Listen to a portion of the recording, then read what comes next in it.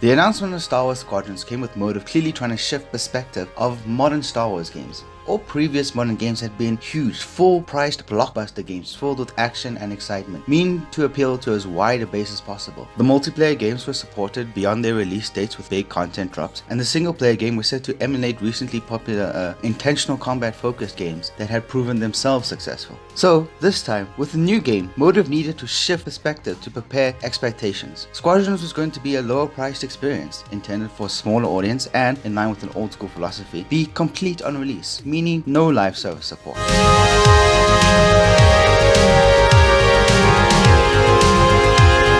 Now, having a decent perspective is important, especially with Star Wars games. In a space where toxicity, wild ideas, and wild speculation run rampant, getting lost to utter nonsense is surprisingly easy for some folks. Good faith criticisms come from uncluttered and clear perspectives, while bad faith arguments tend to hone in on from narrow and disingenuous perspectives. In fact, if we look at modern Star Wars games, we can see this in action.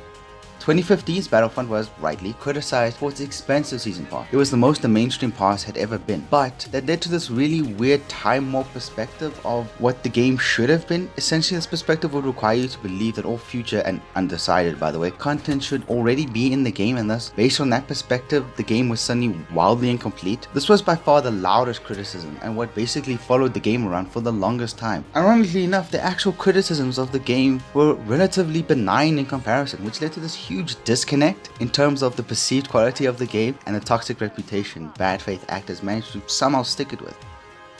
2017's Battlefront 2 and the different perspectives surrounding that over different times is quite funny actually. Obviously the launch disaster was a fiasco, and any perspective of destroy the entire game persisted for about a month or two and then died out. That's not what I want to focus on. No, I want to focus on is the painfully twisted, broken and fixed and aesthetics first perspective. This strange perspective that was and still is prevalent is basically the microtransactions broke the game, but then adding in fan favorite material somehow fixed it. Basically just a perspective of reputation first. Obviously the fundamental flaw here is the gameplay. You know, the thing that makes the game feel good to play was always good and remained relatively the same throughout. The game always played well from launch, and while certain aspects introduced later down the line added more variety, the fundamentals always remained strong. So those with this perspective seem to arbitrarily declare the Battle of Geonosis update as a turning point for the game for seemingly no fundamental gameplay related reasons, and actually disregarded the progression update, which was the only big update that fixed any major issues affecting gameplay with the grind and all. The game is better now, was championed by many after Geonosis with a massive success. However, that boiled it down to aesthetics over all else. The problem obviously with this is that it just doesn't value gameplay and how it feels to play.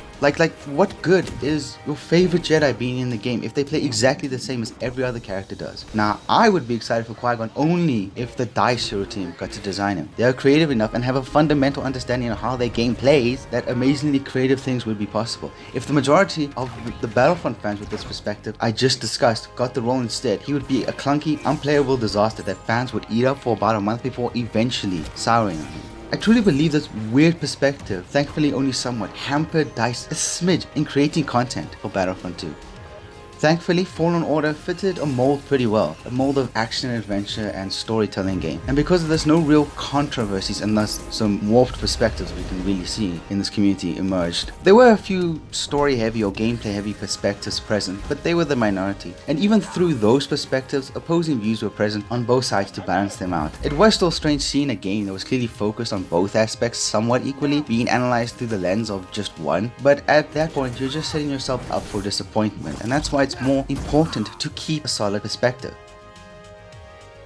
As for Squadrons, well, there were uncharitable perspectives from the start. News came off the heels of Battlefront's live service completion, and the community was less than happy. Unfortunately, some had, and continue to have, the perspective of Squadrons being glorified DLC somehow, of a Battlefront type game. Now, if you've played the game, you know just how ridiculous this is. If this is the equivalent to just one mode in a Battlefront game, then that is the greatest Battlefront game of all time. No. This also leads into a truly grim, bigger perspective that niche games should not be produced if there isn't like a mainline same blockbuster from the same franchise present at the time, which is sadly a sentiment I've seen quite a bit. Needless to say, but that perspective is how you quickly drain all creativity and individuality from this industry. Luckily, most of Squadrons' core fans had the perspective Motive were trying to set. What you pay for is what you get. Some had ambitions of more, from console HOTAS support to new ships, but it was always framed as unlikely maybes through the Motive perspective, which the target market respected. This is probably down to the age and maturity of the community, just happy to find out something in the veins of the classics like Rogue Squadron or the X-Wing and TIE Fighter games. With the respect of this perspective and the unexpected success of this game, Motive felt honored and comfortable enough to shift their perspective just slightly. First cosmetic updates, then eventually a new map, new ships, and custom matches, which by the way, the levels of customization in those custom matches are insane. Motive have provided things they did not intend to make because they were moved by the support they had received, and they know their core audience still respects their original perspective. They respect it to an extent to which they won't be toxic because they realize Motive's generosity does not conflict with their original perspective, and subsequently won't shift their own perspective of the game to start expecting like a live service or something along those lines. Having clear perspectives helps maintain an unbiased view of different situations. Being stubbornly stuck in certain perspectives causes unclear readings of situations, hindering abilities to make good faith criticisms. These often arise from the bandwagon and justify the mostly unfair and unnecessary behavior we see infect discussions among gaming to a toxic degree. Confirmation bias mostly arises to confirm certain perspectives. However, as we've seen now, if a clear perspective is adopted and a community is honest about it, good faith criticisms that arise can sway the actions of the criticized party, leading to a by far happier outcome for all.